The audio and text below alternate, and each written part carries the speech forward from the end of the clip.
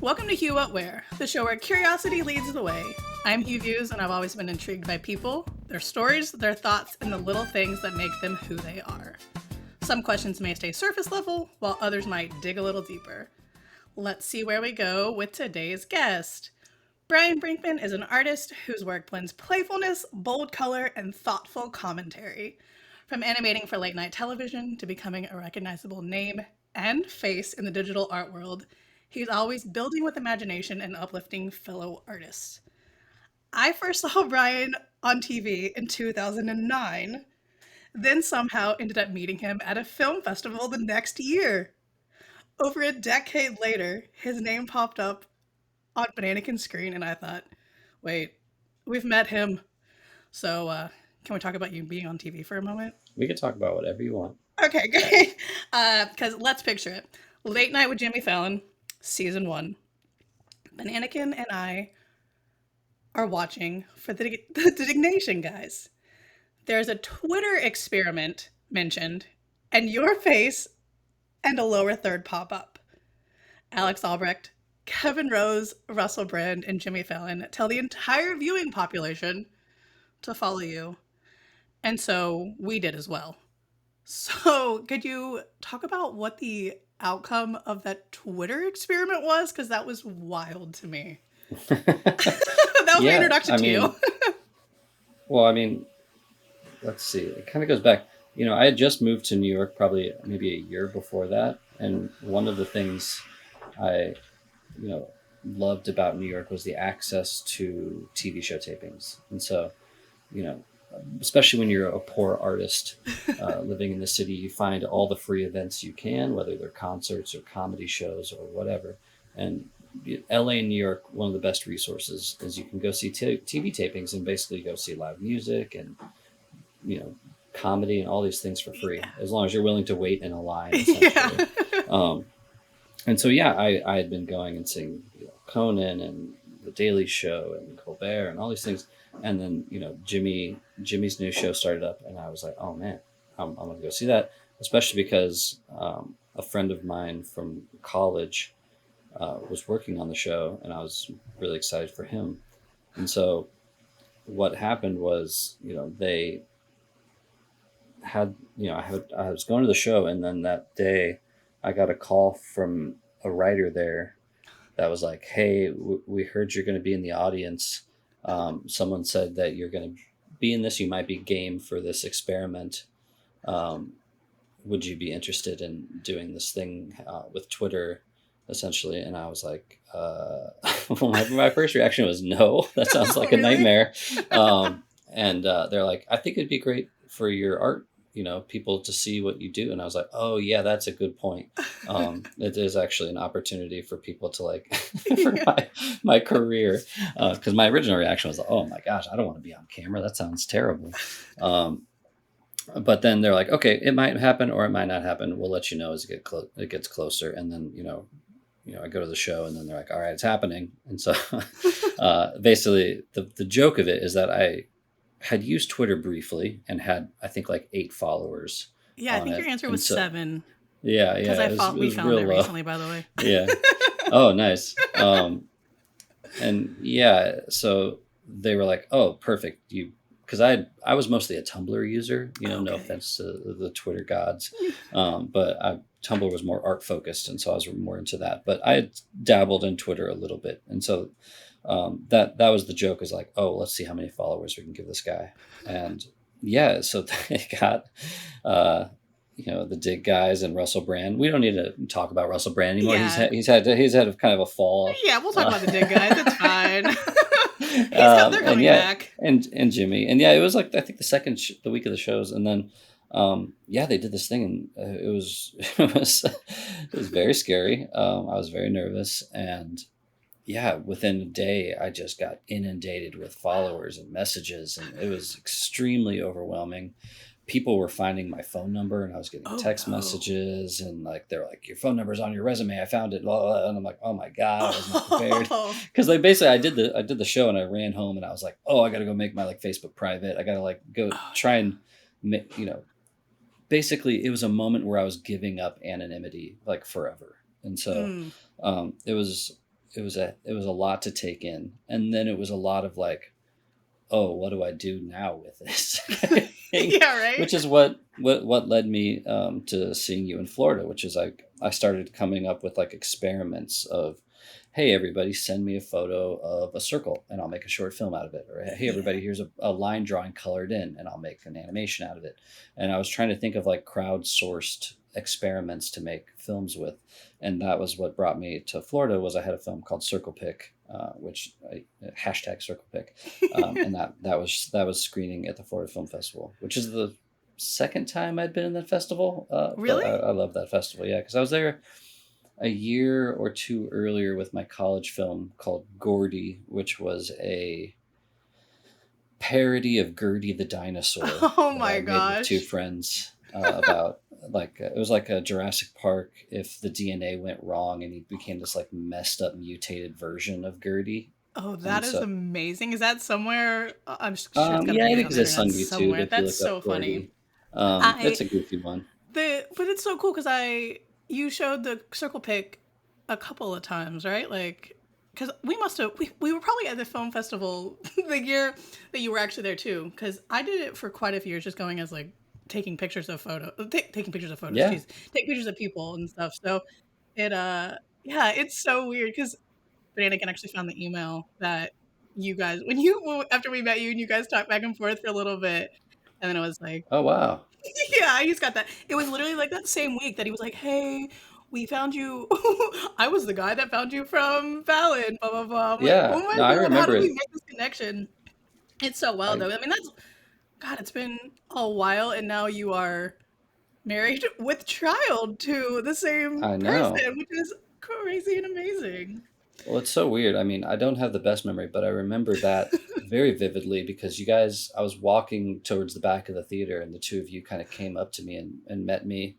And then we all went to the Full Sail University backlot and hung Yeah. out at this like fake gas station and hung Yeah. out on the, kind of off to the side and got to chat a bit.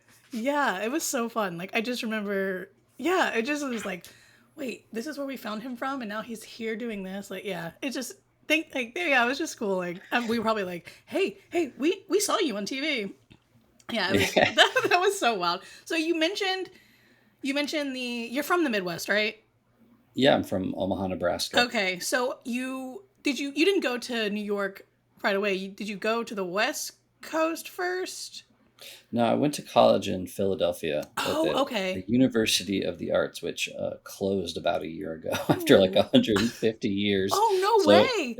it was a fake sounding university to begin with, and now it'll be even less credible to explain to people that I went to the University of the Arts. I mean, full sale. I mean, you know what I mean?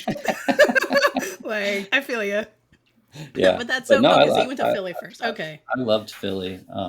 Yeah, I lived there for 40 years until I graduated. But when it comes to the animation TV world, it's like, especially back then, it's almost 20 years ago, like 18 years ago.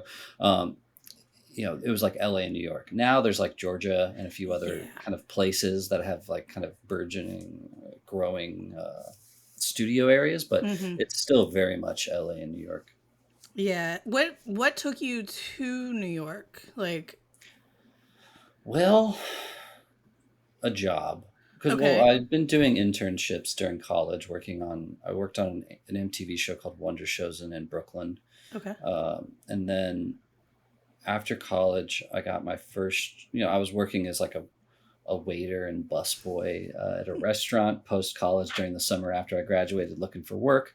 I managed to land my first job working at an ad agency called Craftworks, which was like a fashion and lifestyle brand ad agency. So I Oh, was doing wow. like ads for Smart Water and Sarah Jessica Parker's clothing brand and all sorts of really weird stuff. But it was an interesting job because, I mean, the reason I like being an animator is you become a jack of all trades and you know how to do editing and audio and Mm. animation and motion graphics and websites and all this other stuff. And so they basically made me an all-in-one department where I was making motion graphics, I was making sizzle reels, I was making presentation flash, basically like early versions of PowerPoint Yeah.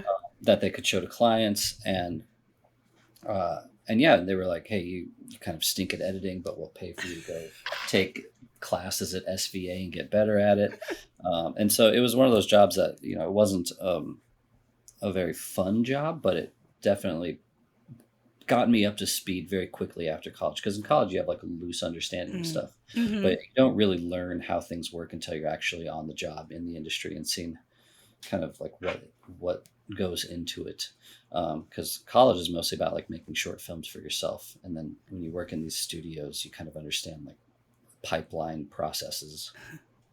And that's cool. It sounds like that was a great learning experience, like with all those different ads and stuff like that. I didn't know any of that. That's fun. Yeah. Where did you meet your wife? Where did we meet? We met in New York at a place called the Cake Shop. We were Was it an set up. actual cake shop, or was it like No, a? it was actually she was disappointed that there was no cake. It was like a coffee shop. Okay. Now it's a bar called something else, but it's right next to like pianos down on the Lower East Side. But I was working in Soho at that ad agency, and Oh. she was going to Pratt for her master's in packaging design. And we're both from Omaha, Nebraska, and we had a mutual friend that was like reached out to me, and she's like, "Hey, my friend Ashley is in the city, and she's kind of struggling with living in the city, being away from Nebraska. Maybe you guys can meet up and get some coffee." And so I reached out to her, and we set up a little coffee date, and we hit it off. Oh And my that's how it all gosh. started. That's so cool. I didn't realize you guys were both from there. That makes going home a little easier, I Yeah, assume. That's so definitely. It's a cool. busy Christmas. Yeah, Yeah, right? Yeah, at least you don't have to go to two different states or anything like that. That's awesome. That's so cool. And the cake shop with no cake, of course. I know. That's so cool. Which is where, if you want to get sappy, that's where I managed to finagle a way to sneak her back there like 6 years later and worked with them to have a surprise cake made that said, "Will you marry me?" on it, and surprised her with it there. And so Oh, proposed where we Brian. met. Look at you go. That's so cool. Hmm. Oh. Was it like, were they like, we don't do cake here, sir? Oh, I no, they didn't. I had to go. I got it. I had a bakery around the corner make it, walk it over to them, and they hid it behind their counter. Oh, that's so good. So it was quite a process to Well, do good on secretly. you. Good on you. That's awesome. It worked. Yeah, obviously. So good job. You got her with the cake, anyways. Exactly. Um, this is kind of a weird one, but do you remember where you used a computer for the first time? Oh, that would have been my parents' computers because they were both accountants growing up, and Oh, so I okay. grew up in a house that had Apple IIe's and early Windows 3.1 and all that stuff. And so, they were doing QuickBooks and all this stuff, and I was playing solitaire and MS Paint in the evenings, essentially. But my parents had an accounting business out of our basement for Okay. a good chunk of my life until it went bankrupt, unfortunately. Oh, but at um, least you had the computers. but I had the computers, and so I had early access to like digital tools like that. And then when they would upgrade their computers, I would usually get the hand-me-downs, and then I would install all sorts of video games and different softwares, and that's how I got into computers pretty early. I was learning the Adobe suite when I was in high school. Wow, that's so cool. Like, because I had to go to my grandma's house. I don't even know how that happened. Like, my grandma got a computer before anybody in my family. I'm like, what? How did this happen? Yeah, I remember. I Um, mean, again, I'm showing my age, but the first computers I was using was those big floppy disks, oh yeah, oh Um, yeah. I think we're about the and same it'd age. be like a bear holding a basket, and you'd catch apples in the basket, walking back and forth. It was very simple stuff. But That's I mean, I cool was though. using, I back then I knew how to like navigate through DOS and stuff like that. I knew all the You commands doing and all the stuff. But command prompts? Yeah, that's so yeah, fun. Yeah, nowadays I'd be like, I have no idea what I'm doing. I'm just destroying the yeah, computer. exactly. No.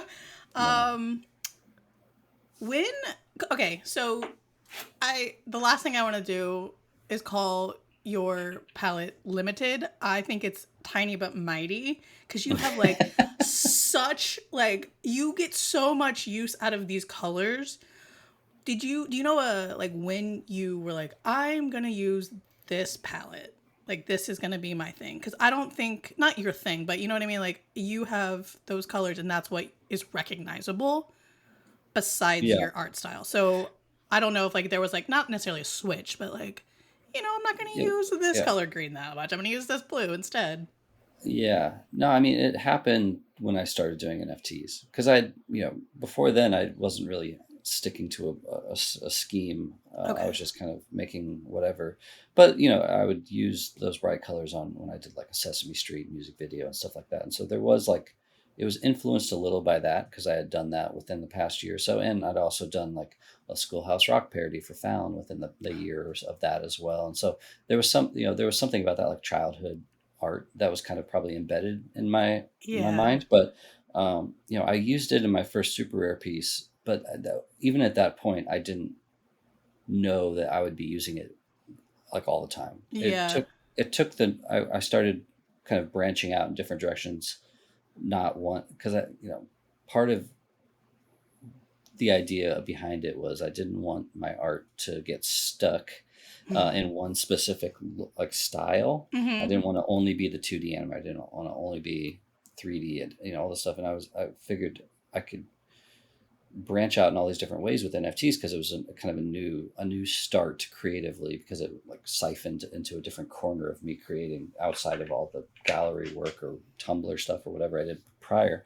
Um, but yeah, over the course of like maybe the first 5 or 6 or 7 one of ones I did on Super Rare, I came back to this idea of, oh, I'm going to just keep building more on top of these ideas that keep kind of adding to them. And so, like, the first piece had these clouds with colors in them, and then I reused them on this piece with a safe that had a diamond in it, and then that diamond reappeared in the next thing, and then these wires reappeared in the next thing.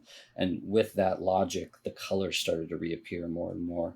And so at that point, I go, okay, well, maybe I can just use these colors throughout everything, and then it doesn't matter what the rest of it looks like because the colors link it all together.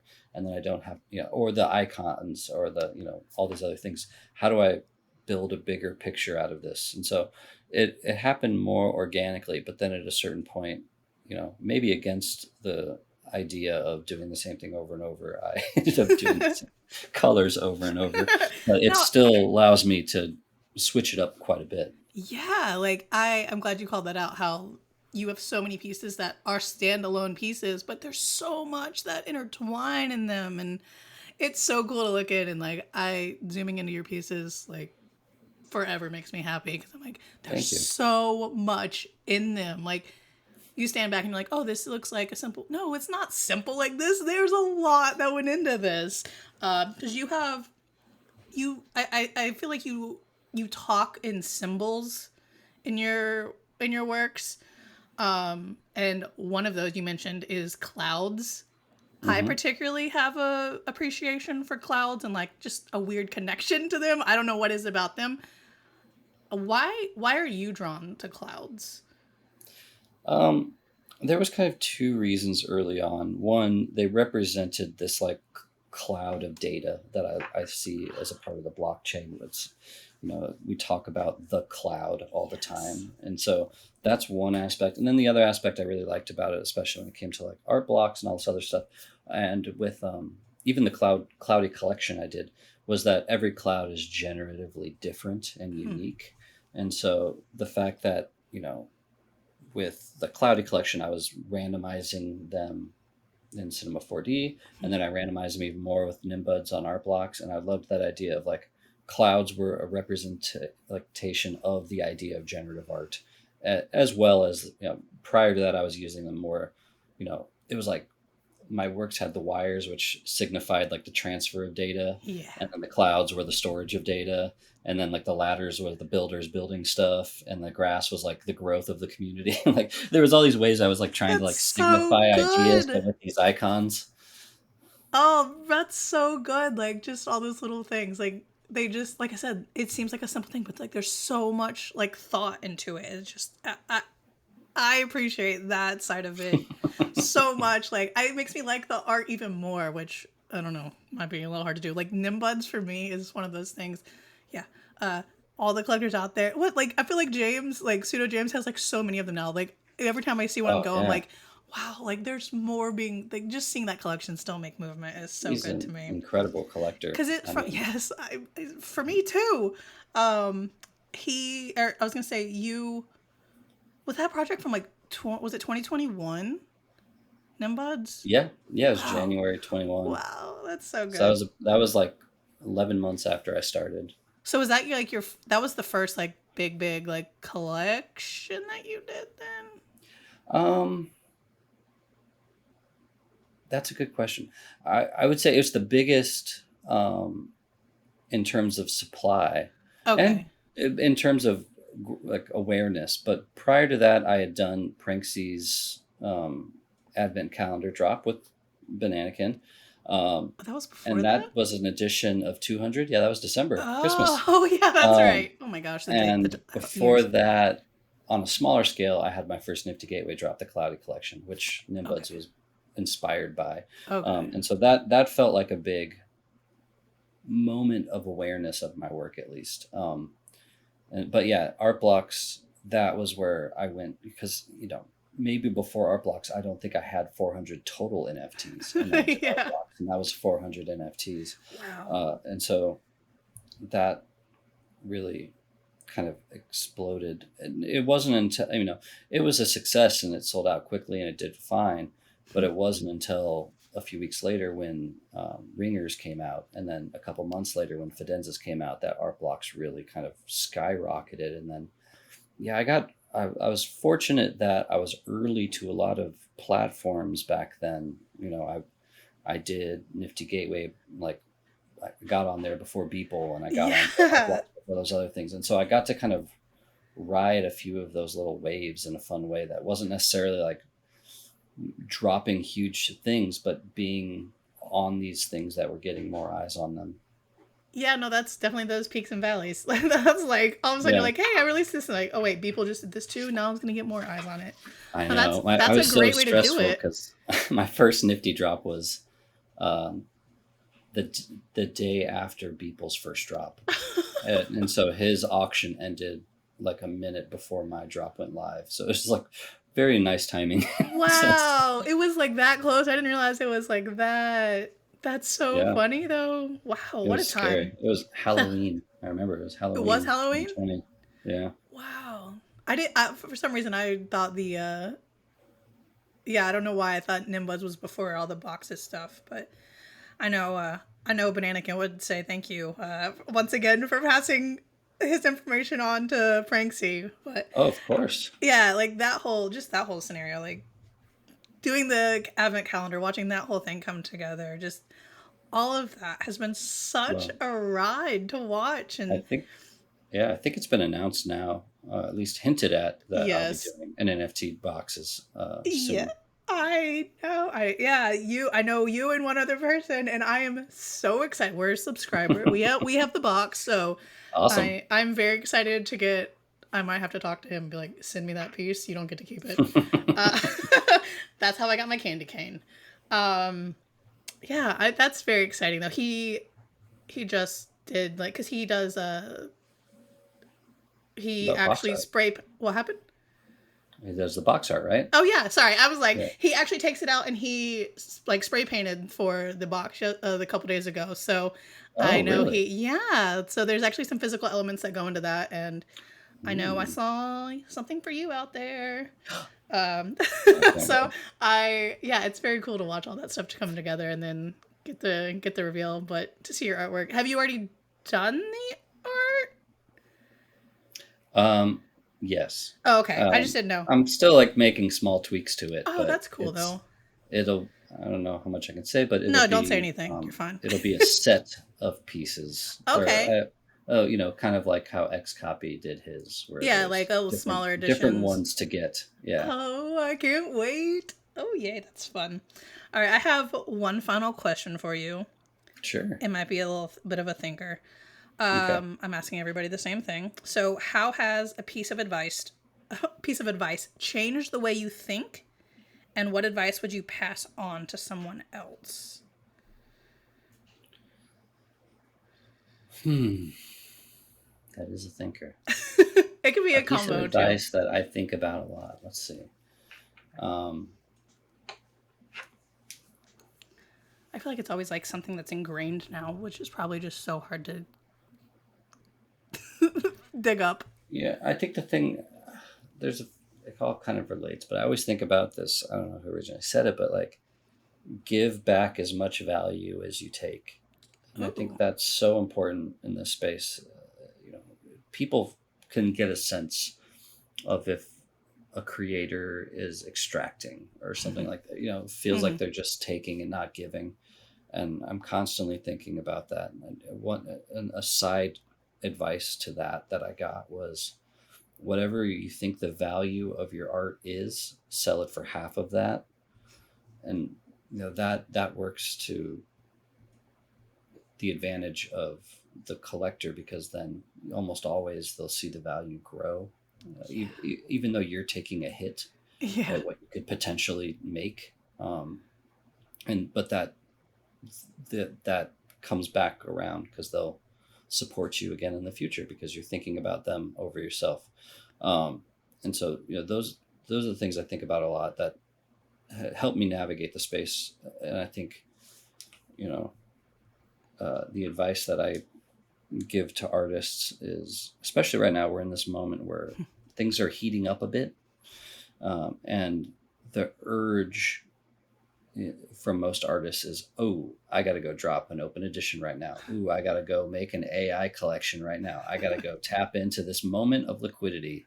And the advice that I've always thought about and given is, if you're thoughtful during the bear market, or if you're thoughtful during the bull market, you can survive during the bear market. Hmm. And I found personally, I found more success during the lows of the 2023-2024 bear market than I did during the 2021 bull market. Hmm. And it's because I didn't put out huge supplies during, I didn't always hit things when they were hot. Like even ordinals, I could have dropped my ordinal collection a year earlier when it was like crazy, Yeah. but I wanted to wait until it died down. I could have dropped Nim Teens at the height of art blocks and probably made a crazy amount on it, but they would have lost a crazy amount and people would have been disappointed. And so you have to Mm. kind of like wait until the moment's right and not always try and, don't get me wrong, artists should make money. They got to pay Yeah. bills, all this other stuff. But Yeah. there, what we're going to start to see is a bunch of artists that were very quiet over the past year or two start to pop up and be like, hey, I got a new drop all of a sudden. And you're like, okay. And people sense that. And so Yeah. you have to show up every day, whether it's good or bad, be consistent. Don't try and just time it all out, right? That is all great advice. I I want to say that I know you give back the value. Like, you've helped so many people just like talking and just being supportive. So I want to thank you for that and for allowing me to pick your brain. I know you can't see, but I have smiled and laughed so much through this, just like hearing your answers and stuff. Your energy and the humor that you like put into your work speaks volumes. And I know that your work and your kindness towards others is seen, but I just want to say thank you for that because you have been supportive as a friend, an artist, whatever you want to call it. Like, I appreciate it. You have a piece of mine in your house, which is amazing to me. So Two I pieces. two pieces. Yeah. Is there two pieces? Oh my gosh, I I can't even have keep. I have a self portrait you gave me, Oh as yeah, well that's as right. that one's in my den and one's in my That's kitchen. right. I forgot I stitched your face. I forgot about that. It's hard to believe. I actually stitched it twice in the same day because I messed up the teeth and Oh I was like, no. I'm not doing it. I can't give him this one. This is not happening. Yeah. But no, I just thank you for having my pieces, for being so awesome to this space and the world. Like, even out of NFTs and art and all that stuff. I know you're a good dude, and you and your wife are. Thanks. Ashley is so talented too. Every time you like share little snippets of her stuff, I'm like, oh my gosh, she is so talented. I love all her Yeah, packaging she's stuff. she's quietly super talented. Yeah, I mean Um, that's awesome. no, Every she's the time she best. pops up on Twitter, I'm like, oh, there she is. She's back for a moment. But Thank yeah, you. And I love you guys, and every time I get to see you, I get so excited. and you both are a crazy power couple of Oh, talent please. as well. So hopefully I'll get to see you guys sometime soon at one of these events. Yeah, well, maybe we'll get back up to New York. Yeah, that's right. We saw you in New York, and then we got to see you in Miami. Yeah, you're just everywhere. Hopefully, we'll see you soon, though. But I want to I thank hope you so. again, and yeah, thank Thank you. you so much for having me.